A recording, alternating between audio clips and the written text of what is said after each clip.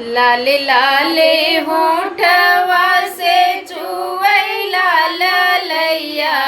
हो कि बन्नी रो मैना हो कि बन्नी रो मैना सुन के अपनी विदैया हो कि बन्नी रो मैना सुन के अपनी विदैया हो कि बन्नी रो मैना लागन ऐसी बतिया जीनी बोलू हमारी सासू हो कि मम्मी तड़पैना हो कि मम्मी तड़पैना जैसे जल बिना मछलिया हो कि मम्मी तड़पैना जैसे जल बिना मछलिया हो कि मम्मी तड़पैना लाल लाल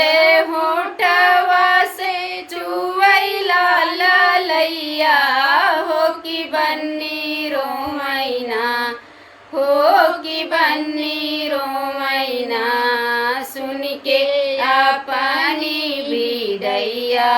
हो कि बन्नी रो मैना लागन ऐसी बतिया झीली बोलू हमारी जेठनी हो कि भाभी तड़पैना हो कि भाभी तड़पैना जैसे जल बिना मछलिया हो कि भाभी तड़पैना जैसे जल बिना मछलिया हो कि भाभी तड़पैना लाल लाल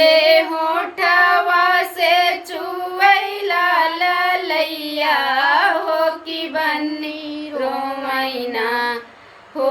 कि बन्नी रो मैना सुन के अपनी विदैया हो कि बन्नी रो मैना